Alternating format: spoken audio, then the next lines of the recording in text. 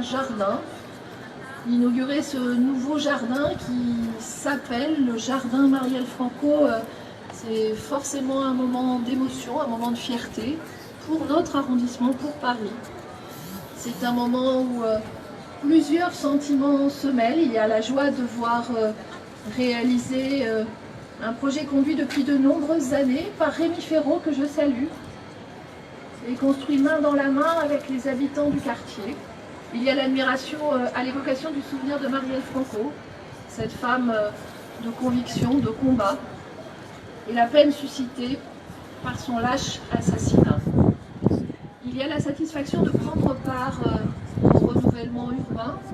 Nous sommes dans un espace et un paysage extraordinaire, à l'embellissement et bien sûr à la végétalisation de notre 10e arrondissement si dense et si minéral, qui bénéficiera désormais d'un nouveau petit poumon vert, chère Pénélope.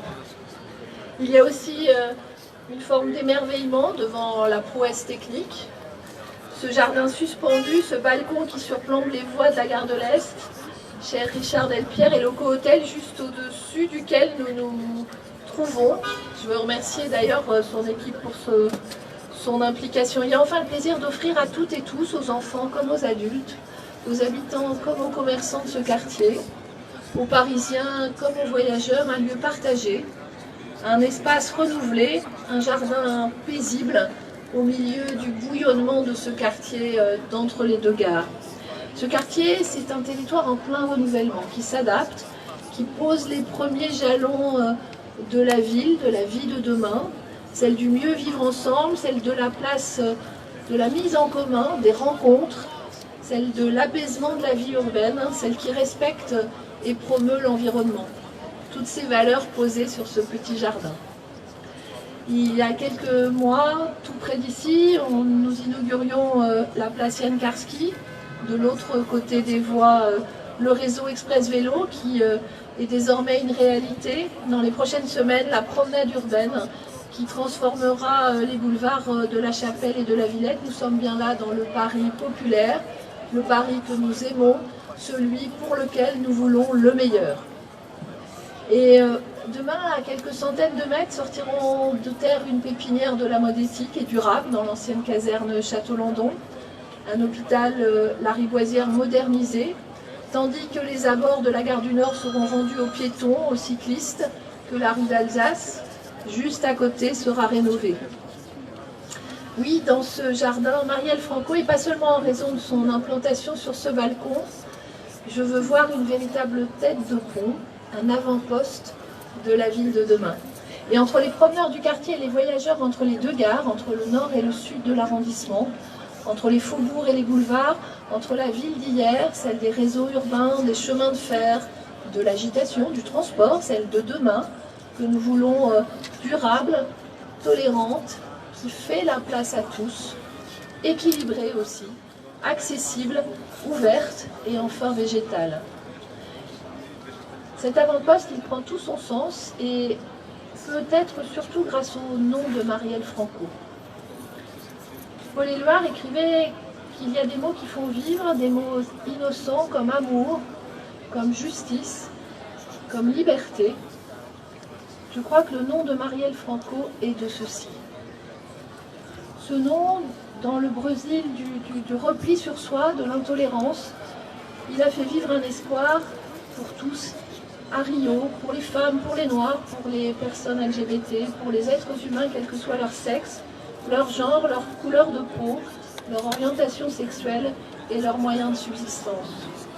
Ce nom, il fait vivre à travers le monde entier une opposition au principe poussiéreux d'un patriarcat insensible au genre humain dans sa diversité.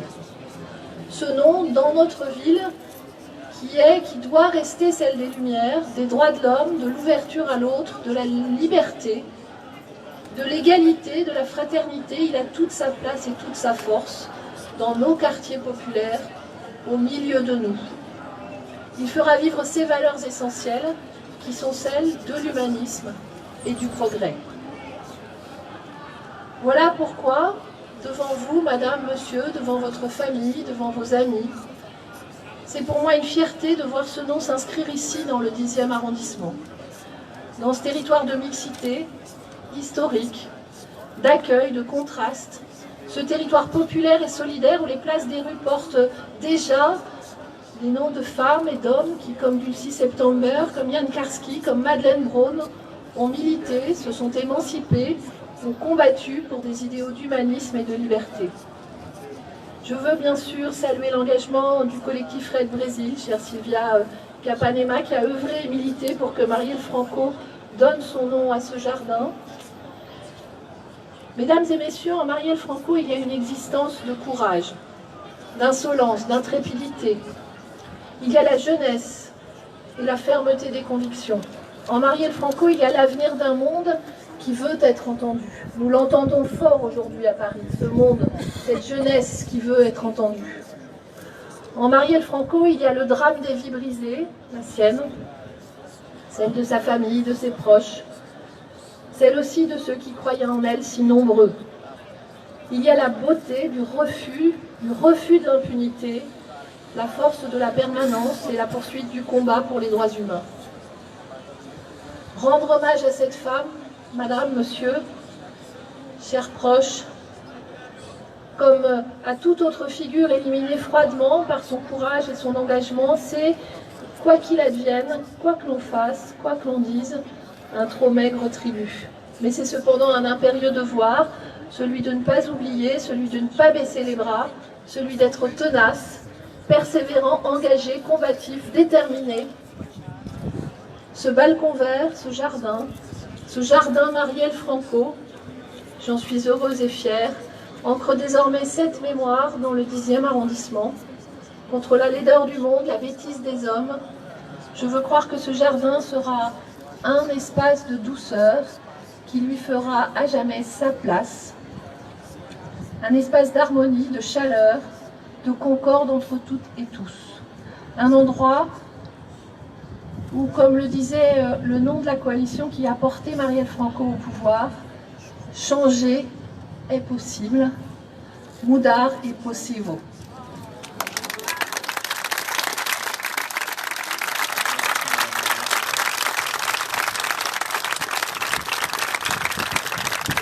La parole à présent à Mme Stéphanie Paloncade, porte-parole de Mme Monica Benefiu, veuve de Marielle Franco.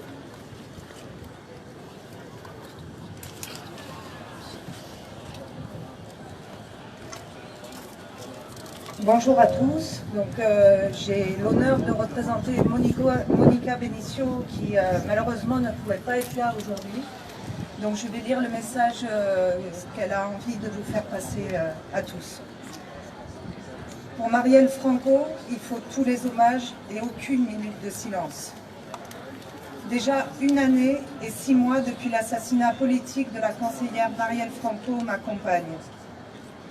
En tout, 556 jours, et je fais le décompte chaque jour, publiquement, 556 jours sans réponse et sans justice pour cette barbarie. Je dédie ma vie à la construction d'un monde pour lequel elle a tant travaillé. Un monde de justice sociale, sans racisme, où l'égalité de genre et le respect pour les vies des personnes LGBTQI+, et pour les droits humains ont toute leur place. Quand les forces criminelles, qui aujourd'hui menacent la démocratie brésilienne, ont dirigé leur violence injustifiable contre Marielle, elles espéraient, avec ça, faire grandir la peur et nous faire reculer. Cependant, ils n'avaient pas imaginé la taille de notre courage et de tout ce qu'il signifie. Le souvenir de sa lutte et de sa vie, aujourd'hui, ici, à Paris, avec cet acte important, l'inauguration d'un jardin qui maintenant porte son nom, est un signal pour dire que nous allons continuer à diffuser partout dans le monde son nom comme synonyme de force et de beauté, comme un appel à la résistance contre les forces de la brutalité et de la haine qui aujourd'hui élisent les présidents du Brésil. J'écris au pluriel parce que je suis sûre que tout cela est une construction collective, élaboré par beaucoup de bras et de cœurs qui m'ont aidé à poursuivre malgré le poids de la violence et qui m'ont aidé à construire une chaîne globale renforcée par la solidarité et l'action. Et puis, il est important de se souvenir que si aujourd'hui ces paroles et ces idées qui accueillent et fortifient cette lutte sont aussi les miennes, c'est parce que ma rencontre de vie avec Marielle devait être reconnue malgré les voix qui ne voulaient pas nous accepter et qui voulaient rendre invisible un amour entre femmes. Mais c'est vraiment impossible. Un amour entre deux femmes, comme le nôtre, avec tant de difficultés, doit être vécu pleinement. Et c'est pour cela que je veux parler. Parler comme l'épouse de Marielle, parler comme femme lesbienne, et parler ainsi renforce l'affirmation que l'amour entre les femmes est un moteur de changement et un cri pour notre droit d'être et d'aimer. C'est pour cet amour que je me bats, pour que jamais son nom ne soit oublié. C'est pour lui que mes poings se lèvent en signe de lutte. Et je vous invite, toutes et tous, à nous engager dans la construction d'un autre horizon, plus juste et plus heureux, où tous nos rêves et nos affections y ont leur place, où l'avenir et l'espoir sont présents, où tous les amours et toutes les vies comptent. Je vous remercie infiniment pour cet hommage. La France, depuis la nuit de douleur, le 14 mars 2018, a toujours accueilli l'image de mon épouse avec tendresse, solidarité et amour. La lutte de Marielle est aujourd'hui la mienne, et qu'elle soit la vôtre aussi.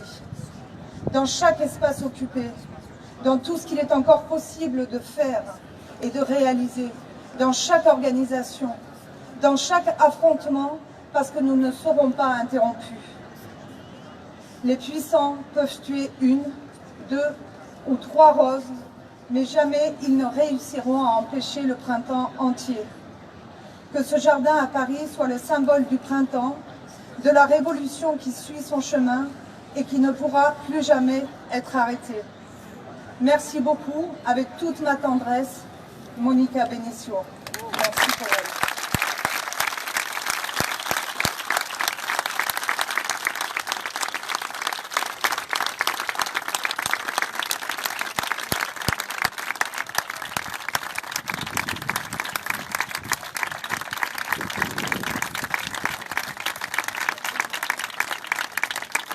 Madame Silvia Tlapanema, présidente du Réseau européen pour la démocratie au Brésil.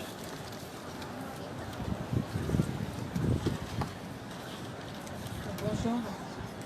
Monsieur le représentant de la maire de Paris, Madame la maire du 10e arrondissement, Mesdames et Messieurs les élus, chers parents, chers partenaires associatifs, chers publics nombreux, nous sommes très heureuses et heureux de la réussite de ce projet d'inauguration du Jardin Marielle Franco dans le 10e arrondissement de Paris, grâce à des soutiens nombreux de militants, de citoyens, d'élus et grâce à la maire de Paris.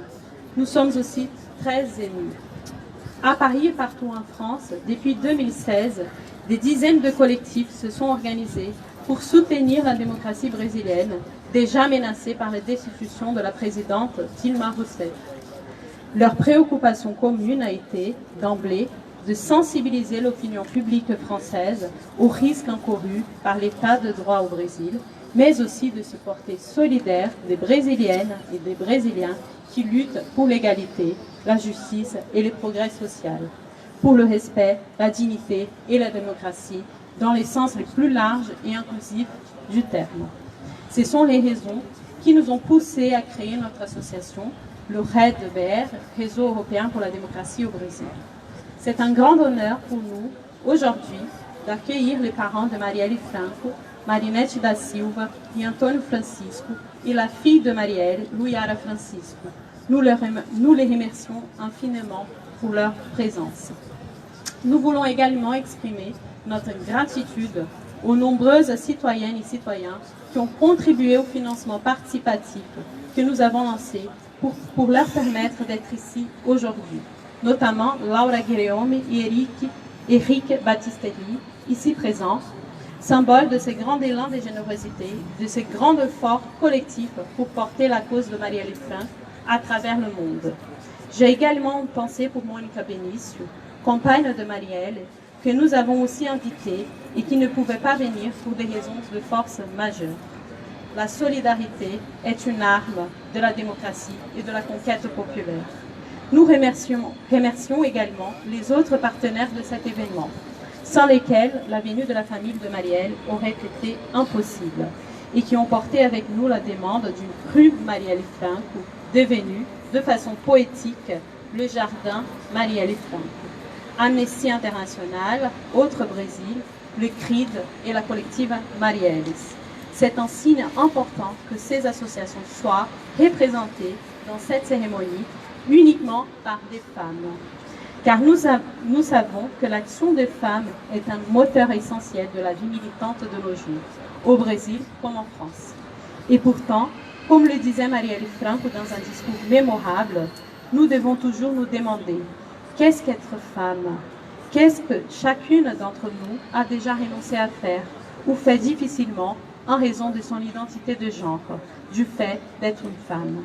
Nous souhaitons aussi remercier la Ligue des droits de l'homme, France-Amérique latine, Inter-LGBT, les Amis de Santerre, la Fondation France et Liberté, la CIMAD et l'Association pour la recherche sur le Brésil en Europe, autant de collectifs qui ont porté la demande avec nous auprès des élus de Paris pour que la graine de ce rêve devienne enfin un jardin.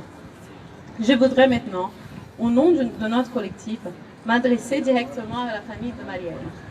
Votre fille, votre mère, représente pour nous et pour de nombreuses personnes dans le monde un exemple, une véritable héroïne.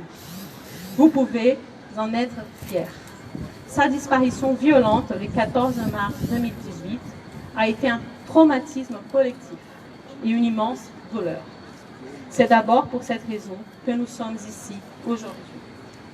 Nous souhaitons que, en portant le nom de Marielle, ces lieux publics parisiens, ces beaux jardins, deviennent un lieu de mémoire dans les sens les plus profonds du terme.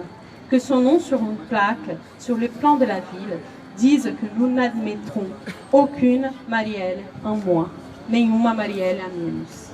Plus aucune femme victime de violence, plus aucune victime du fascisme, de l'intolérance, de la domination. Que ce lieu permette à toutes celles et à tous ceux qui croient en ces combats de s'y retrouver.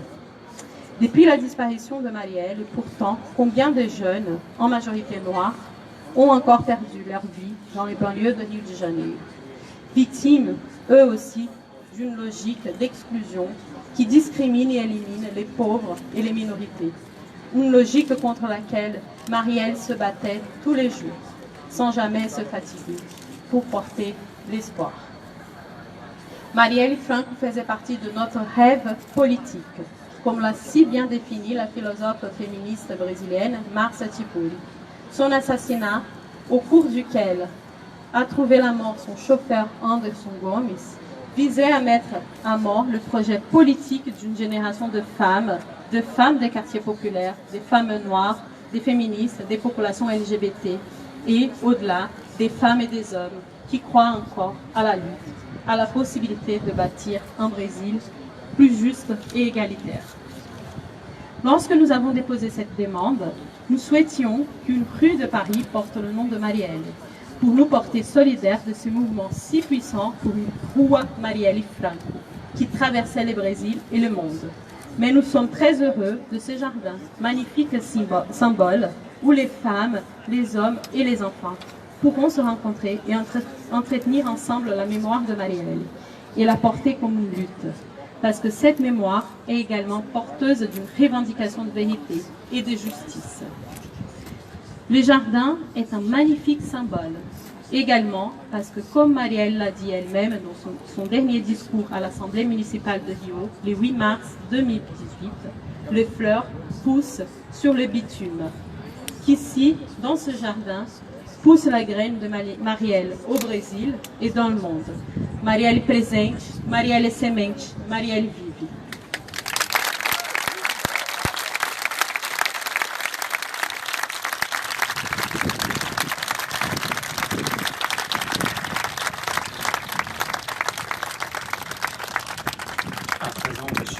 Antônio Francisco da Silva Neto, père de Marielle Franco, sera accompagné de Madame Malinete da Silva et Luyara Francisco dos Santos, mère et fille de Marielle Franco. Je vous invite à laisser un petit peu de place sur le micro pour l'interprète. Je vous remercie.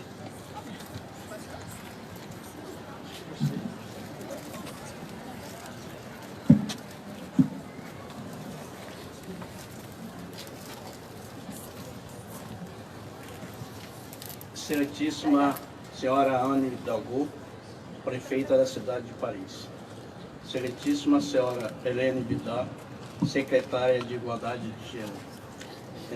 Excelentíssima Senhora Penépolis Comitz, secretária do Meio Ambiente. Excelentíssima Senhora Alexandre Coderbar, prefeita do 10º arrondissement. Madame Todas la as autoridades presentes. No início do século passado, a cidade do Rio de Janeiro viveu uma significativa reforma urbanística.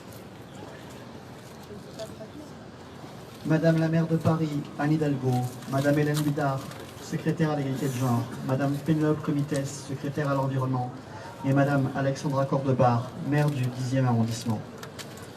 Toutes les autorités présentes. Au début du siècle dernier, la ville de Rio de Janeiro a vécu une réforme urbaine significative. A francesa Jeanne Catulle Mendes visitou a cidade. Encantada com as belezas naturais, a poetisa chamou o Rio de Janeiro de cidade maravilhosa. Mendes a visité la ville et enchantée par sa beauté naturelle, la poétesse a appelé Rio de Janeiro Cidade Maravilhosa, la ville merveilleuse. Mas foi também no início do século XX que uma nova forma de construção social se consolidava na cidade, a favela. Logo em sua gênese, a favela foi tida como conflitante. Versões da cidade pautaram o conceito de cidade partida. E partida, idealização e estigma foram as visões que permearam o imaginário da cidade e suas representações ao longo do século. C'est également au début du XXe siècle qu'une nouvelle forme de construction sociale s'est consolidée dans cette ville, le bidonville, la favela. Dès sa genèse, la favela a été vue comme l'autre visage de Rio de Janeiro, lié à la pauvreté, au désordre et à la criminalité.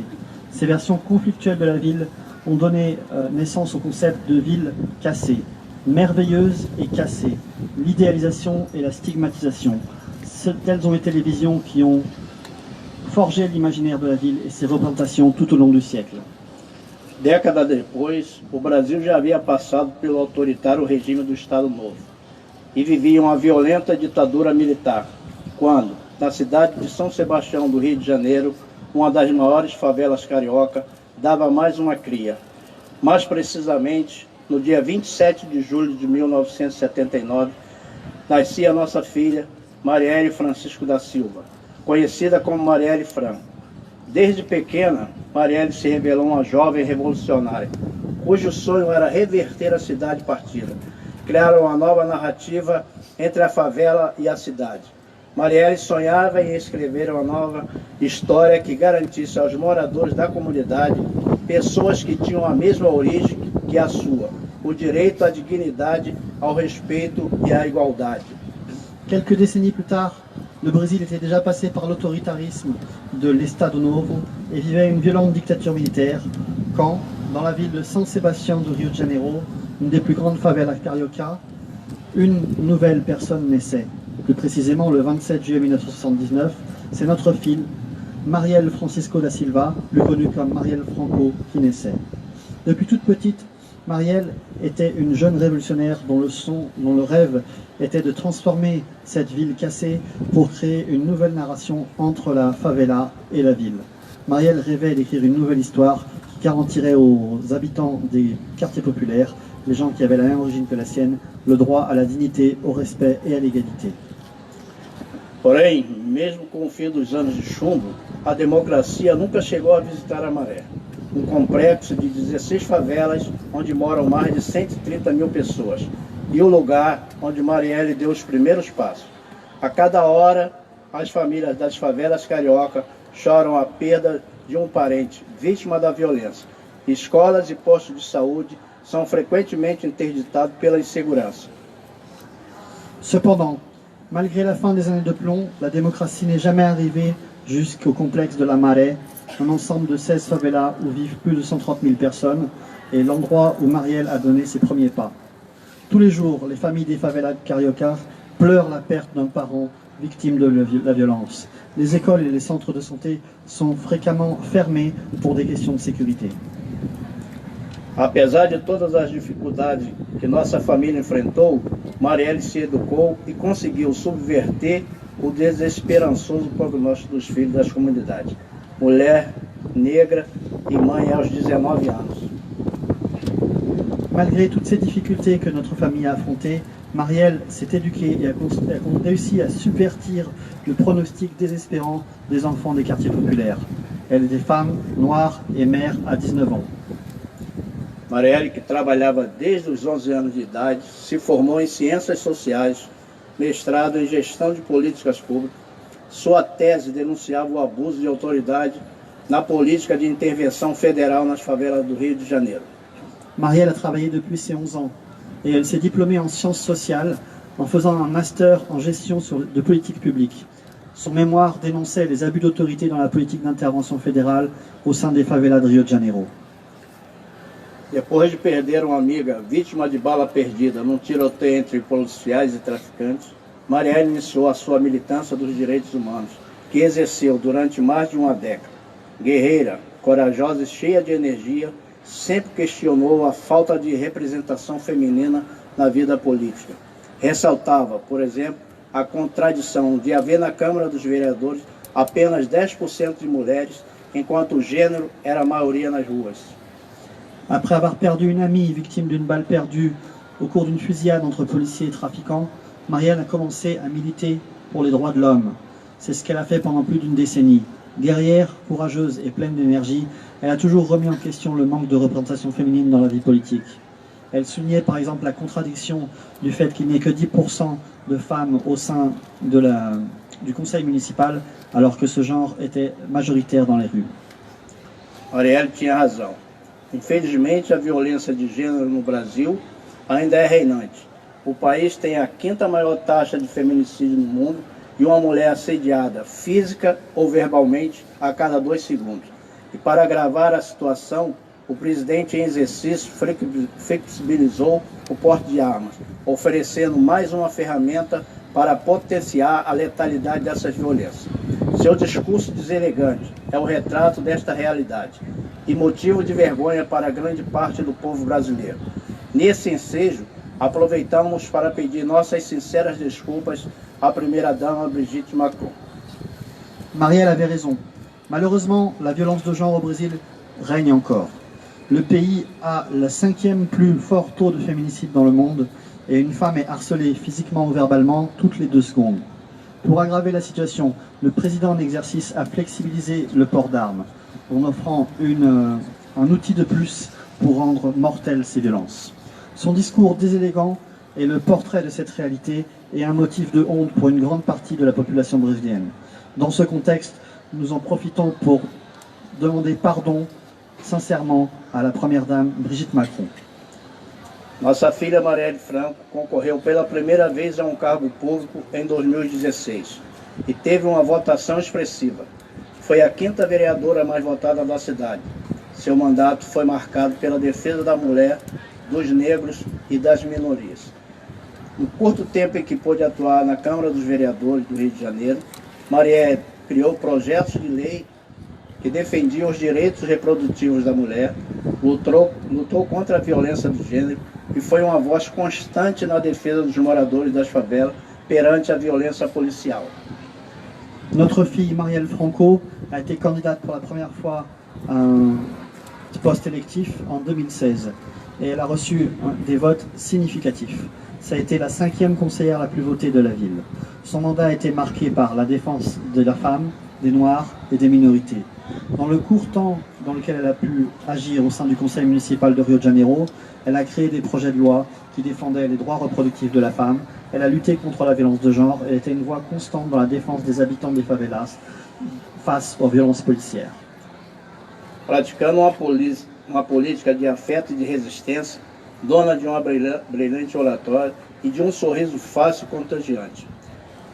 Mas a militância ativa e meteórica trajetória de ascensão política de Marielle incomodavam a diversos grupos. Corajosa e enfrentadora, ela nunca amenizou o tom de seu discurso. Pelo contrário, manteve o punho cerrado e continuou defendendo o lugar de existência das minorias contra os mandos e desmandos que afetavam suas vidas.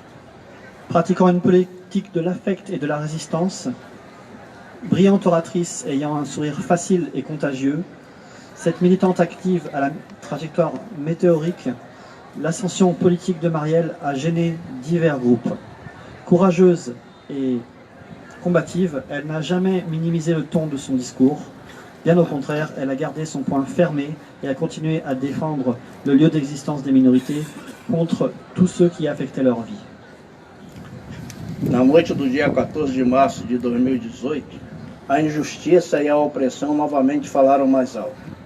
Na intenção de silenciar a sua voz, Marielle Franco foi brutalmente assassinada na rua do centro do Rio de Janeiro. Mas seus assassinos não tinham o poder de controlar a natureza. Naquela madrugada, os céus da cidade desabaram. Uma tempestade de raios, carregada de dor e revolta, lavou as ruas manchadas de sangue. Os perpetradores da barbárie que executaram seu corpo tentaram também violar a sua memória. Mas do asfalto nasceu a rosa da resistência. Marielle era semente e seus ideais estavam mais vivos do que nunca. Milhares de pessoas tomaram as ruas e em luta gritavam: quem matou Marielle Franco? Dans la nuit du 14 mars 2018, l'injustice et l'oppression ont encore parlé plus fort. Dans l'intention de rendre silencieuse sa voix, Marielle Franco a été brutalement assassinée dans les rues du centre de Rio de Janeiro. Mais ces assassins n'avaient pas le pouvoir de contrôler la nature. Cette nuit-là, le ciel leur est tombé dessus. Une tempête d'éclairs, chargée de douleur et de révolte, a lavé les rues salies de sang. Les bourreaux de la barbarie qui ont exécuté son corps ont aussi essayé de violer sa mémoire.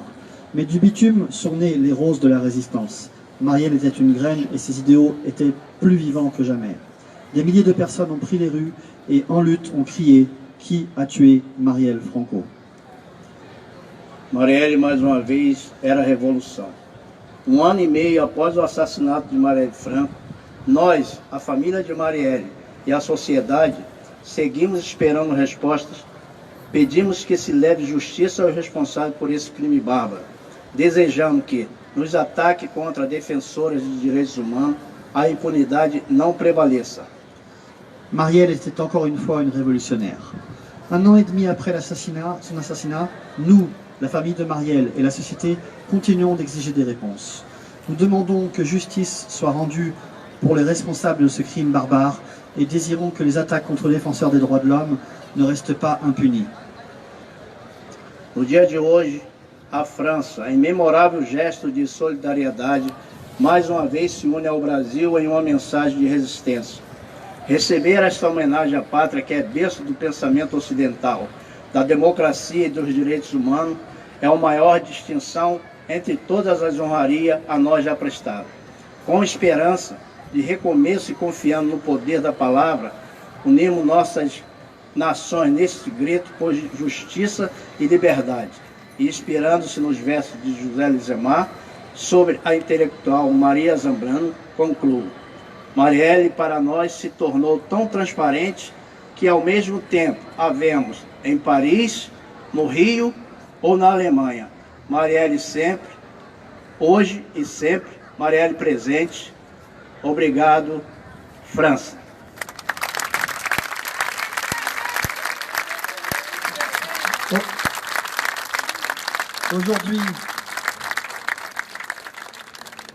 Aujourd'hui, la France, dans un geste mémorable de solidarité, s'unit encore une fois au Brésil dans un message de résistance.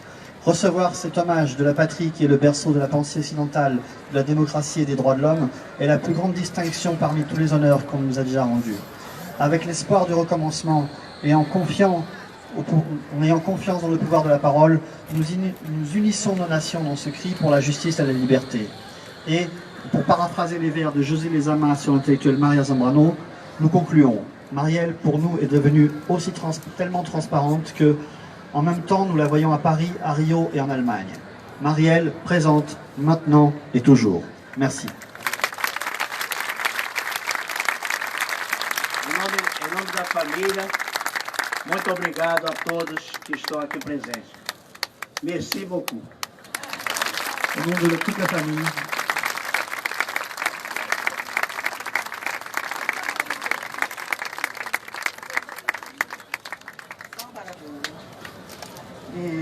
Boa tarde.